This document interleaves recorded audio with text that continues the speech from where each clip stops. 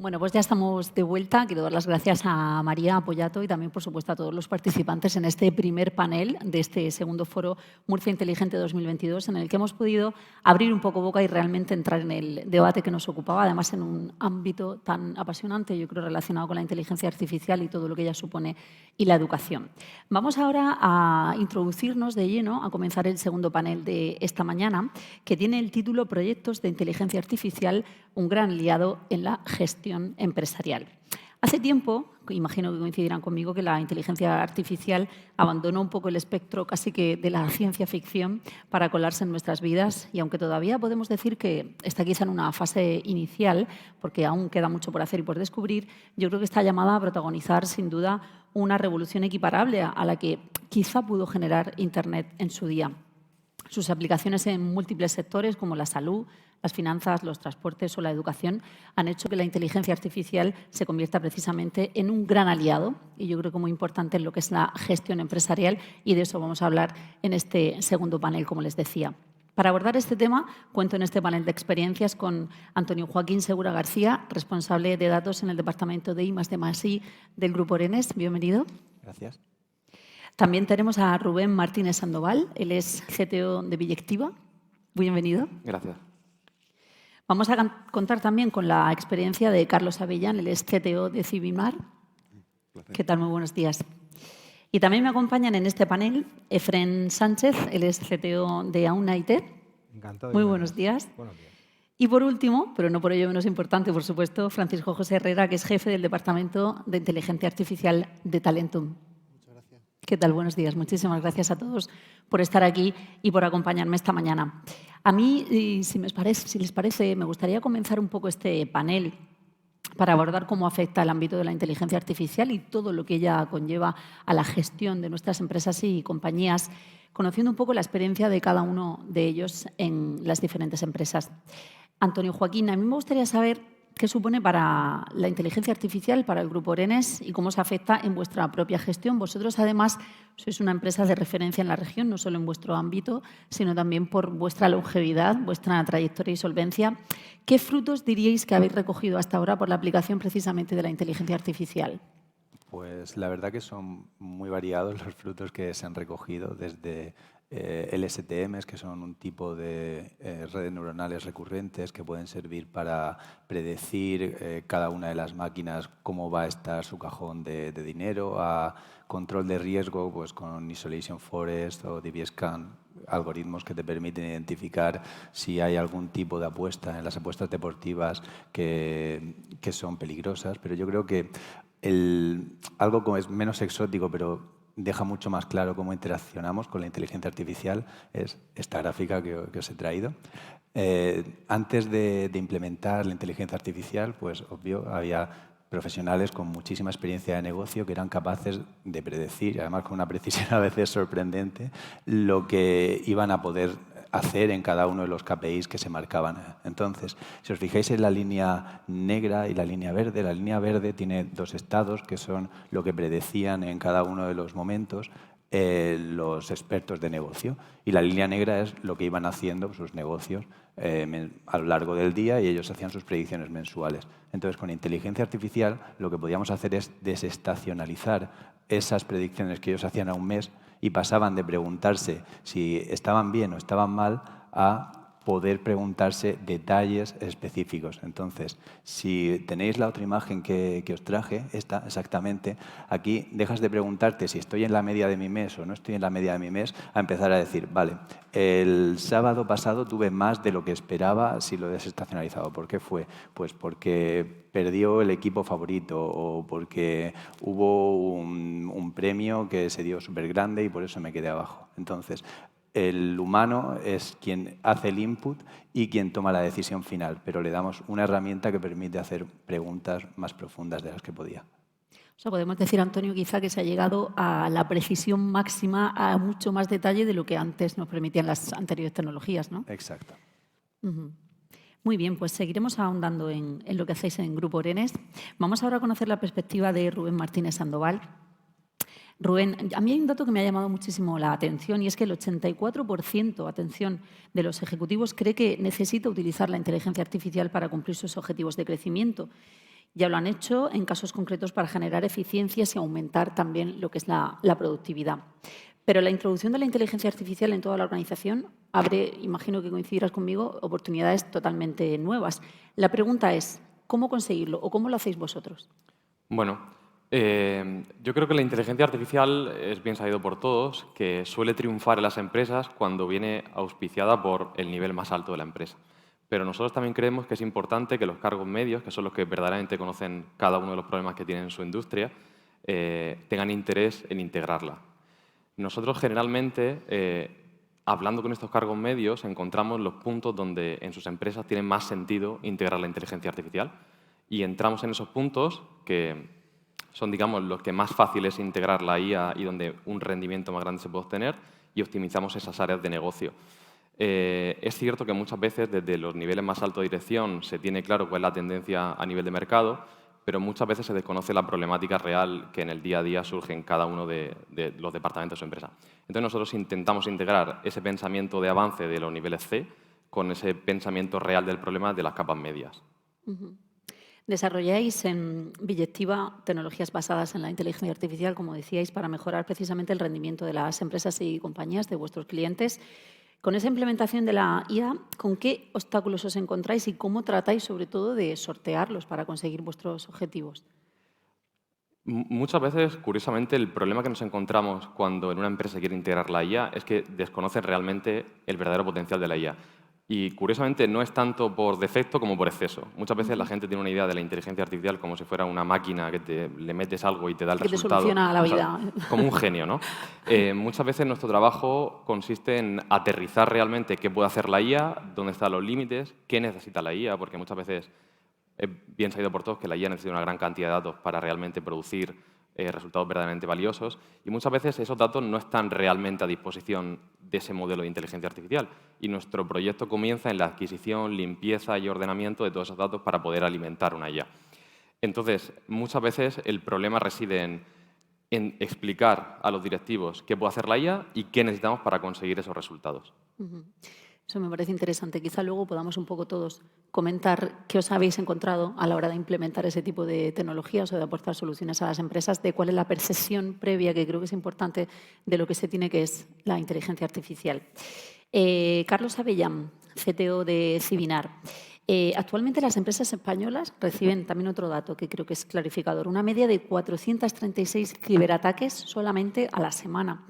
Los ataques están centrados principalmente en pequeñas y medianas empresas, dada la mayor exposición de estas frente a lo que son las grandes multinacionales. Como CEO de esta consultora tecnológica, en este caso como CTO, especializada en ciberseguridad y también en inteligencia artificial, ¿cuáles son las soluciones tecnológicas principales, las que lleváis a cabo vosotros en Civinar, para vuestros clientes, no solo a la hora de protegerlos de estos ciberataques, sino también de conseguir, en general, crear como esa especie de cortafuegos o de cortapisas que se puedan llegar a producir? ¿Cuál es el trabajo que desarrolláis en ese ámbito? Claro, en este caso nos basamos en la conducta de los hackers, que al final son los que nos van a presentar ese dataset del que hablaba el compañero. Al final lo que tenemos que preparar es todo ese input, esos diferentes métodos de ataque, esos vectores que se efectúan para preparar a la máquina a entrenarse ante ello. Al final lo que estamos haciendo son las contramedidas. La inteligencia artificial actualmente decimos que tiene predicciones cuando en realidad lo que hace es leer el presente. Las predicciones no funcionan porque somos seres humanos. Hablabas de la ciencia ficción y me ha recordado a Isaac Asimov y hablando de la psicohistoria. Y era un concepto que funciona muy bien ya que te presenta la globalidad del ser humano y cómo se mueve. Pero claro, no está preparado para las perturbaciones. Al final, un ser humano singular es capaz de crear mucho más que la sociedad en su conjunto. Con la ciberseguridad pasa también y con la inteligencia artificial pasa exactamente igual. No podíamos prever un COVID, como no podemos prever que el día de mañana utilicen ordenadores cuánticos para hacer vectores de ataque más allá de los límites que tenemos ahora mismo. Entonces, la inteligencia artificial la entrenamos día a día en ciberseguridad, exactamente igual que con redes LSTM o CNN. ¿Y crees, Carlos, que realmente hace falta una mayor concienciación de lo que puede suponer y el daño que pueden ocasionar estos ciberataques, en el sentido de que las empresas, las compañías recurren a, por ejemplo, una empresa como la vuestra, Civinar, cuando ya han sido víctimas, como si dijéramos, de ese ciberataque, o prefieren anticiparse a que eso ocurra? Falta quizá hay un poco de concienciación de voy a recurrir a una empresa especializada antes de realmente sufrir los daños, ¿no? Claro, aquí nos pasa, todo avance tecnológico conlleva un progreso al final, como pasó con las páginas web. Las empresas no se metieron en el terreno de las páginas web hasta que su vecino no las tuvo. En ciberseguridad hay un problema, y es que no sabes que tu vecino ha sufrido un ataque, porque la vulnerabilidad no se dice, no se comenta. Nosotros podemos saber cuántas empresas han tenido esos ataques, pero no se lo van a decir a los vecinos. Entonces, da igual que intentes concienciar al empresario diciéndole, oye, recibes ataques todos los días y tu pulmón financiero depende de esto y todos tus datos sensibles significan que puedes ir a la cárcel por un ataque de un niño que se ha aburrido y ha conseguido una red de bots y te ha tirado abajo tu servicio. Esa concienciación, por supuesto, es necesaria, se va a ir haciendo paso a paso, porque lo que no queremos mostrar al final los empresarios es nuestra propia debilidad. Y todos somos débiles ante los ciberataques. El hacker siempre está por delante del policía. El malo siempre va. Quizá en el aspecto personal nunca nos gusta sentirnos vulnerables o hacerlo ver, pero en el empresarial, por lo que me estás comentando también, ¿no? Como que esa debilidad mejor no se cuenta, ¿no? Pero hay que ponerle remedio y hay que actuar. Bueno, quizá necesitemos un poquito de tiempo, Carlos. Vamos a hablar también ahora con Efrem. El modelo económico, sin duda, yo creo que por todo lo que estamos hablando a lo largo de esta mañana, pues está cambiando. Se están produciendo también, como decía el vicerrector, esos cambios disruptivos que son tan fundamentales. Es una obviedad. Pero además, Efrem, la transformación digital exige tanto a empresas como a compañías y también, como no, a las administraciones públicas, que tienen un papel relevante, que vayan adaptando sus procesos y todo lo que es su desarrollo diario a las tecnologías como la automatización y la inteligencia artificial. Me gustaría saber, Efrem, ¿qué proyectos han puesto en marcha desde AUNA en este sentido y por qué son tan importantes el desarrollo de esas tecnologías?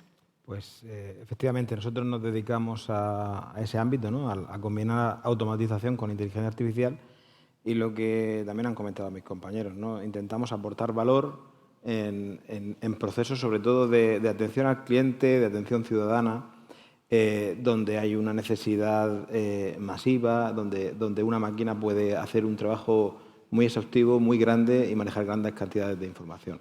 Actualmente pues estamos en varios sectores, pero vamos, por citar los más recientes, estamos realizando, por ejemplo, un voicebot para el Ayuntamiento de Pamplona y un chatbot que maneja técnicas como pueden ser precisamente el procesamiento del lenguaje natural, intentar que una máquina entienda lo que es la intención de una persona cuando habla o cuando escribe, para intentar atender pues, sus necesidades pues, de coger una cita en un ayuntamiento o de tramitar algún certificado o alguna de este tipo de soluciones, ¿no?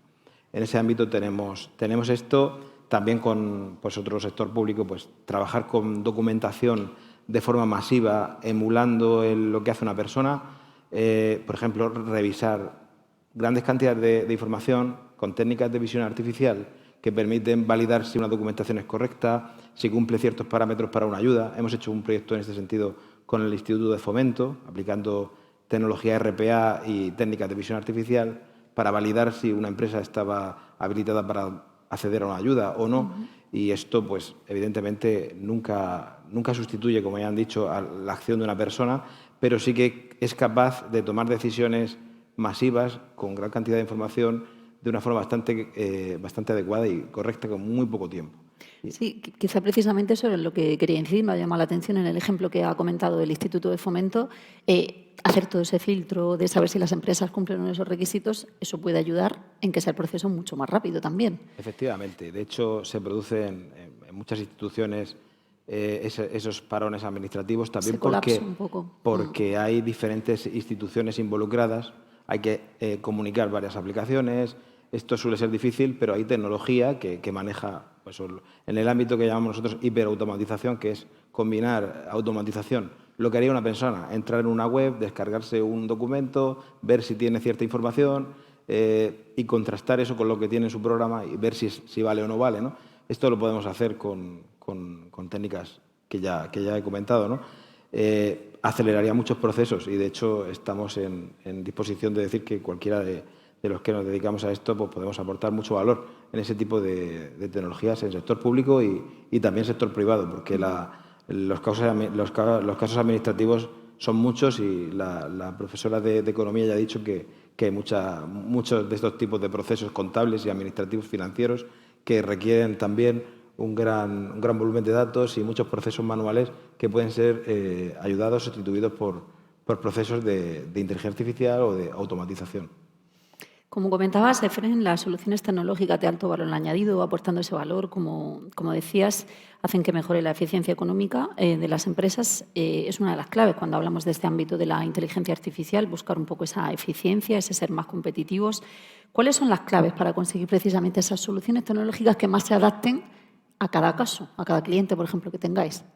Pues también lo decía ya Rubén, es un poco aterrizar ideas e intentar entender.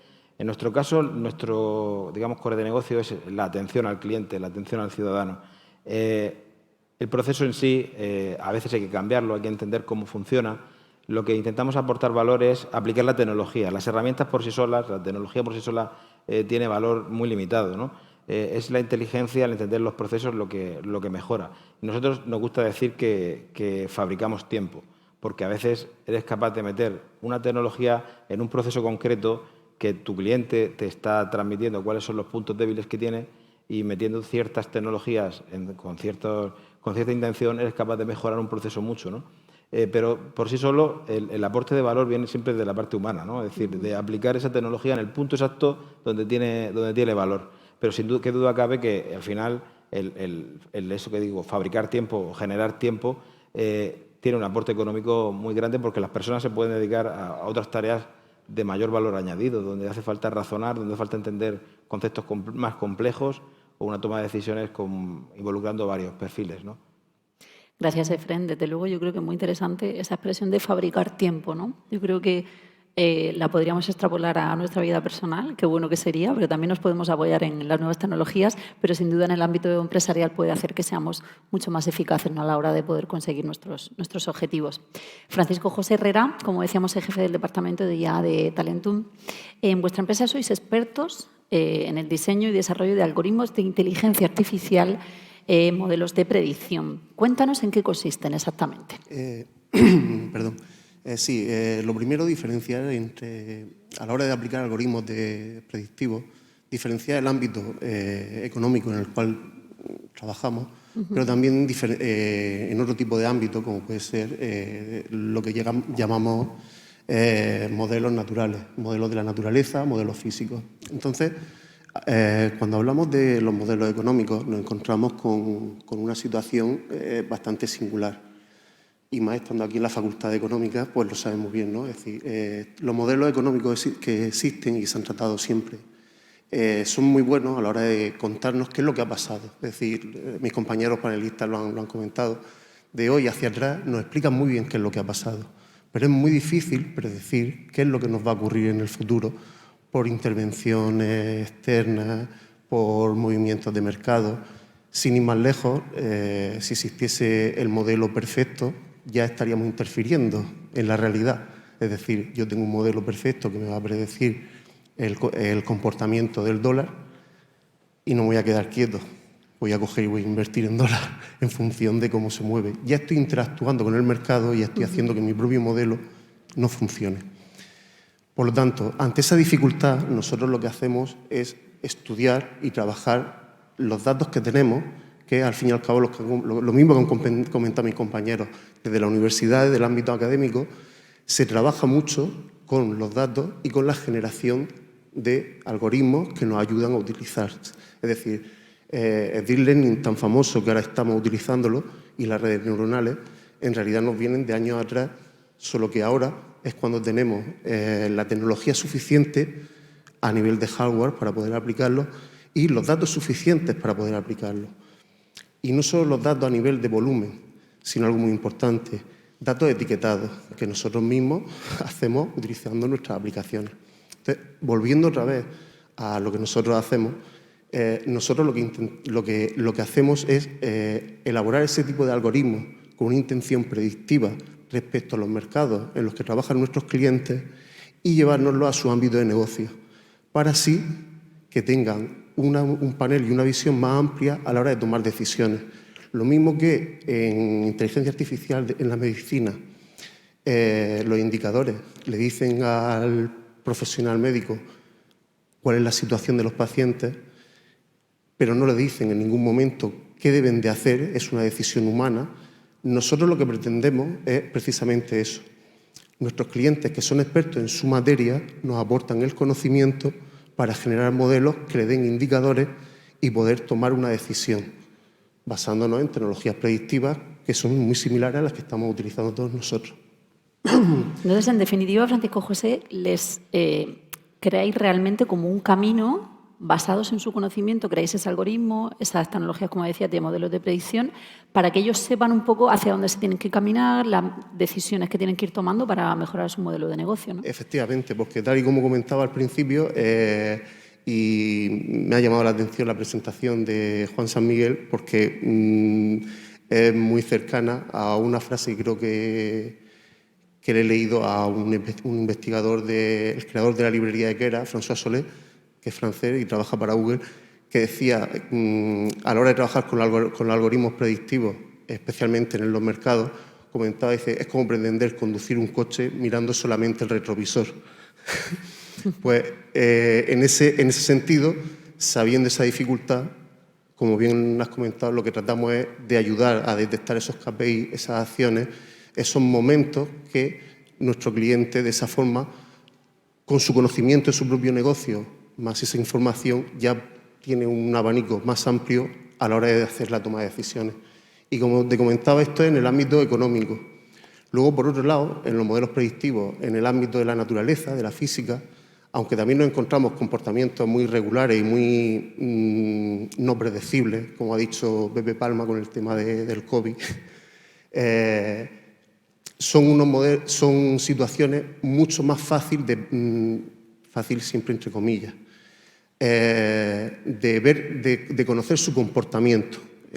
Tenemos herramientas que lo modelizan a través de cálculos numéricos, por ejemplo, en un trabajo que tenemos con cómo se comporta el agua en el subsuelo, existen herramientas que te pueden decir más o menos cómo se comporta ese agua. Nosotros en este caso hemos utilizado herramientas predictivas, hemos generado algoritmos para poder predecir ese comportamiento.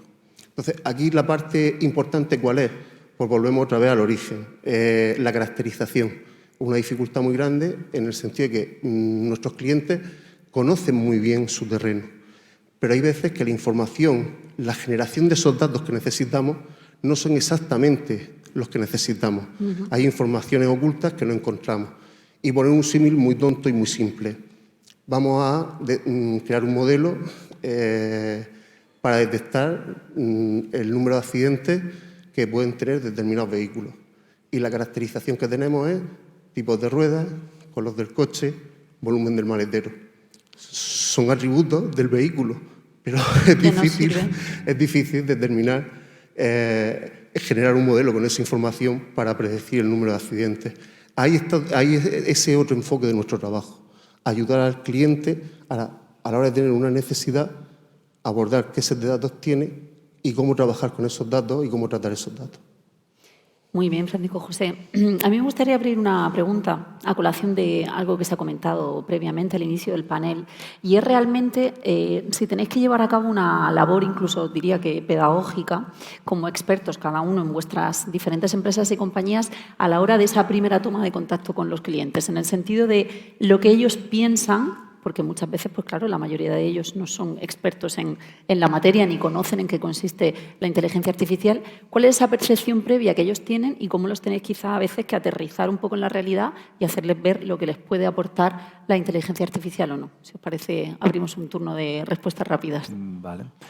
Pues en mi caso, que a lo mejor el cliente es más interno, realmente suelen ser bastante conscientes de las limitaciones, y cuando vamos dirigidos a un consumidor directamente, la inteligencia artificial funciona bien cuando el consumidor realmente no percibe que hay una inteligencia artificial ayudándole detrás. Cuando ya eres consciente de que hay algo mecánico detrás de la interacción, puede que tengas cosas que mejorar. Bueno, todas las empresas que hacemos realmente consultoría o gestión de proyectos que involucren IA en alguna parte, gran parte de nuestro trabajo consiste en, como tú dices, hacer pedagogía. Yo comentaba antes, en los niveles más altos, intermedios, incluso más bajos, es importante hacerles ver qué se puede hacer y qué no se puede hacer. Y muchas veces lo que ellos dan por sentado, que es una obviedad que se puede hacer, es inviable. Como comentaba el compañero, predecir accidentes en base a atributos del vehículo sin tener en cuenta el piloto es inviable. Pero muchas otras veces, algo que ven fantasioso de la imaginación es muy factible. Entonces, nuestra labor, sobre todo en los primeros estadios del proyecto, consiste en hacerles ver qué es posible y qué no es posible. Correcto.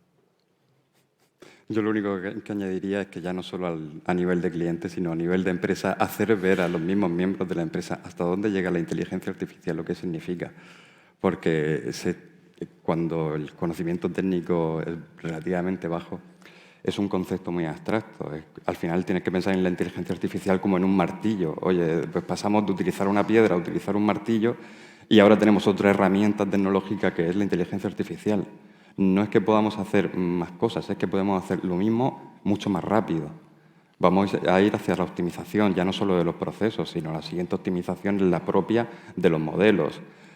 Vamos a hacer todos sistemas embebidos, pero ¿cuáles son los límites? Hay que tener un conocimiento muy alto para ser capaz de eso. La formación es a nivel externo e interno.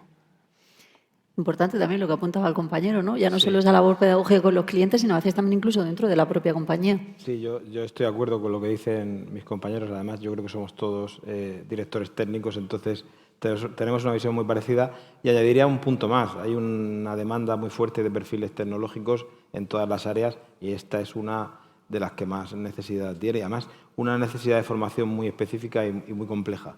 Entonces, yo creo que incluso tenemos que hacer un esfuerzo en que los propios perfiles nuestros, que tenemos gente muy buena en nuestras empresas, quieran avanzar más, quieran comprometerse con más tecnologías, a abarcar más todavía. Es decir, es una pedagogía muy amplia y una apuesta muy fuerte por la formación en todos los sentidos.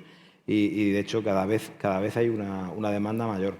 Pero ahondando en lo que decía Rubén, hay una cantidad de oportunidades muy grandes en las empresas, muy grandes. Quizá pues algunas cosas más espectaculares, como puede ser que un robot nos entienda perfectamente y prácticamente lo haga todo, eso es una cosa de ciencia ficción, pero es verdad que hay procesos que se pueden agilizar, que se pueden mejorar la toma de decisiones, hay procesos de atención al cliente, hay procesos de automatización de gestión documental, hay un montón de procesos en las empresas que todos los días personas tienen que repetir y se invierte una cantidad de tiempo que se podría aprovechar en otra cosa. Eso es una realidad y precisamente necesitamos dar a conocer cada vez más la tecnología para que podamos compartir esos puntos de vista y podamos abordar las soluciones en conjunto con las empresas que las requieren. Y efectivamente hace falta toda esa pedagogía. Muy bien. Otra pregunta que quiero lanzar a los 5. ¿Realmente encontráis en vuestro día a día desarrollando todo este tipo de proyectos y de soluciones con una falta de profesionales formados en este ámbito? ¿Creéis que realmente hay ahí un campo, un nicho que todavía no se ha llegado a cubrir? Además, ahora que estamos en una institución docente y que podemos hablar de lo que es un tipo de formación u otra adaptada, en este caso al ámbito de la inteligencia artificial. ¿Os ocurre? Sí, Sí, totalmente. Sí. De hecho, lo que nos han comentado con la apertura del nuevo grado en inteligencia artificial y ciencia de datos y con la apertura del nuevo máster, pues desde luego que desde aquí, desde la propia región, que aparezcan ese tipo de estudios son necesarios. Está claro que el trabajo que ya están haciendo desde lo que el ámbito que conozco, la Facultad de Informática de la Universidad de Murcia, llevan muchísimos años trabajando en esas materias y además de distintos ámbitos y distintos departamentos, como se comentaba, a nivel de hardware, a nivel de software, a nivel de modelos predictivos, etcétera. Pero sí que necesitamos y vivemos desde las empresas esa carencia, esa necesidad de incorporar valor y personal cualificado que está ahí y está emergiendo. Si me pueden dar agua, por favor. Me he quedado sin voz, prácticamente. Bueno, la verdad es que como hacías alusión, creo que es algo que nos han contagiado, ¿no? Nos han contagiado de la ilusión precisamente que se tiene por la implementación de ese grado y todo lo que quizá vaya a poder suponer en la región de Murcia también como referencia a nivel nacional. Entonces, ¿os ocurre? He visto que hay un poco unanimidad en cuanto a la necesidad de ese tipo de perfiles, ¿no? Sí, sin duda, pero además es que yo creo que nuestra región en general tiene una capacidad tecnológica y de perfiles muy grande, ¿no? No sé por qué exactamente, quizás la universidad tiene más datos sobre eso. Yo veo que confluyen muchísimas asociaciones empresariales de personas de ámbito universitario y un sinfín de proyectos y una inquietud emprendedora impresionante y te encuentras a mucha gente trabajando en este ámbito. Quizá este tipo de eventos de difusión son lo que más pone en valor esto, ¿no? Y lo agradecemos también por otra parte, pero que duda cabe que sí, que es muy necesario y muy positivo. Bueno, son eventos, en definitiva, que también pueden servir, como decía Fren, de ese acicate, ¿no?, para hablar un poco sobre este tipo de temas, sobre su incidencia en la gestión empresarial, que es tan importante que se vean los resultados, los proyectos que se están llevando a cabo, que esté llevando a cabo. Si tenéis ya a ese tipo de perfiles, normalmente son personas muy jóvenes. ¿Qué tipo de formación específica tienen de los que tengáis, por ejemplo, en vuestros equipos de trabajo? Principalmente yo en mi puesto, informáticos. Sí, principalmente. Al final sí que nos harán falta matemáticos, pero también son los que nos van a llevar al futuro de la inteligencia artificial, así que la mayoría de los matemáticos he de suponer que están dentro de los campus universitarios, que al final es la cuna de los grandes avances de la innovación en la inteligencia artificial. Bueno, yo voy a romper una lanza a favor de los ingenieros de Teleco, ¿eh? Por supuesto. Hay cabida para todos. Sí. Yo mismo soy Teleco. A ver, nosotros por nuestra posición geográfica, que estamos en Cartagena, tenemos también muy buena relación con la Universidad Politécnica de Cartagena, claro. De hecho, tenemos una cátedra. Y yo creo que es importante hacer más de este tipo de iniciativas para acercar el mundo de la inteligencia artificial desde el punto de vista de la empresa al mundo universitario desde el punto de vista del estudiante. De hecho, bueno, vemos muchos estudiantes hoy aquí, pero sinceramente creo que hace falta aún más esfuerzo por traer la empresa a la universidad, que haya más capacidad de la empresa en penetrar la universidad, que haya más prácticas, sobre todo orientadas a los estudiantes de últimos grados, de últimos cursos del grado. Y bueno, en general un esfuerzo por parte de las universidades por actualizarse un poquito, porque uno de los problemas que yo veo es que el campo de la inteligencia artificial es verdad que lleva 40 años, pero las técnicas que se usan a día de hoy son muy recientes, tienen 4 o 5 años en su mayoría de los casos. Y es difícil que ese profesorado, a lo mejor quizá un poco más, pues más ducho en tecnologías más tradicionales, pues se vaya actualizando y vaya incorporándolas. Antonio. Yo voy a romper otra lanza diferente. Nuestro equipo son informáticos, matemáticos y físicos y quiero romper la lanza en la parte experimental que tiene la inteligencia artificial. Es decir, muchas veces la monitorización de una inteligencia artificial es la parte más compleja. Entonces, creo que esa parte de contrastar con la realidad del modelo, de tener bien los indicadores, puede hacer que sea un espectro más amplio que solo informáticos en el equipo. Por romper otra lanza, sí que me gustaría comentar, y por lo menos en el caso nuestro, tenemos un programa Talentum para que los alumnos de los distintos grados realicen prácticas con nosotros. Y está claro que los alumnos que vienen de ingenierías técnicas, informática, teleco, son, digamos, los primeros que están ahí junto con los matemáticos. Luego está muy de cerca también los físicos. Pero no nos olvidemos que la inteligencia artificial es una herramienta transversal.